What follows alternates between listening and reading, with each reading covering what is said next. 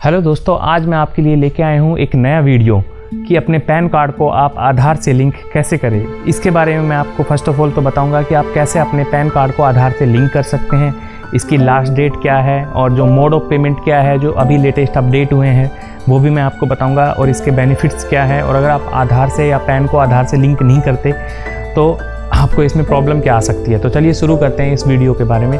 तो बेसिकली आपको क्या करना है कि आपको incometax.gov.in पे जाना है और वहाँ पे आपको लिंक आधार का ऑप्शन देखना है। वहाँ पे फर्स्ट ऑफ ऑल आपको अपना पैन नंबर डाल के चेक करना है कि वो आपका पैन नंबर ऑलरेडी लिंक है या नहीं। अगर लिंक होगा तो जैसे ही आप अपना पैन नंबर डालेंगे वहाँ पे शो हो जाएगा, और अगर लिंक नहीं होगा तो वो प्रोसेस आगे के लिए चला जाएगा और वहाँ से अपने पैन को आधार से लिंक कर सकते हैं। तो इसकी फ़ीस के बारे में मैं आपको बता देता हूँ। तो जर्नली जो फ़ीस थी अपनी जुलाई 2020 तक वो 500 रुपीज़ थी, लेकिन अभी जो इसकी लास्ट डेट है वो 31 मार्च 2023 है और अब जो फ़ीस लग रही है वो 1000 रुपीज़ की आपको लग रही है। तो पहले आपको incometax.gov.in पे जाके लिंक आधार ऑप्शन पे जाना है और वहाँ आपको फ़ीस पे करनी है और उसके बाद आपको आगे की प्रोसेस करनी है। अब मैं आपको बताना चाहूँगा कि मोड ऑफ पेमेंट क्या क्या अपडेट हुए हैं। तो पहले कुछ मोड ऑफ पेमेंट थे, खाली इंटरनेट बैंकिंग थी, लेकिन अभी जो मोड ऑफ पेमेंट अपडेट हो गए हैं वो UPI हो गई है आपका। आप स्कैनर के थ्रू या पेटीएम के थ्रू भी कर सकते हो।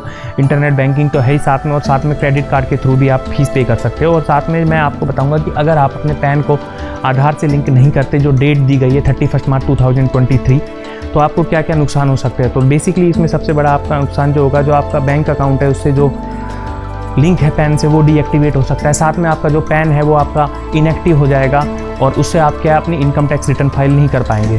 साथ ही साथ जो आपने इनकम टैक्स रिटर्न फाइल की हुई है, अगर आपने कोई अपनी इनकम टैक्स रिटर्न फाइल की हुई है तो वो प्रोसेस नहीं होगी। इसके अलावा अगर आपकी इनकम टैक्स रिटर्न फाइल है और आपका रिफंड आने वाला है तो वो रिफंड भी प्रोसेस नहीं होगा। साथ ही साथ इसके साथ अगर आपका 10 से टैक्स कट रहा है तो आपका जो टैक्स डिडक्ट होगा 10 से वो हायर वैल्यू पे डिडक्ट होगा, क्योंकि आपका पैन इनएक्टिव हो चुका होगा उस टाइम और आप कोई भी फाइनेंशियल ट्रांजेक्शन्स प्रॉपर तरीके से नहीं कर पाएंगे, तो आपको बहुत प्रॉब्लम आएगी। तो इसलिए अपना पैन कार्ड 31 मार्च 2023 तक लिंक करवाए और जो फीस है वो 1000 रुपीज़ की आपको पे करनी पड़ेगी। इससे क्या आपका पैन इनएक्टिव नहीं होगा और अपने फाइनेंशियल ट्रांजैक्शन और banking transaction, income tax return जो मैंने आपको बताया, आप ये प्रॉपर तरीके से कर पाएंगे।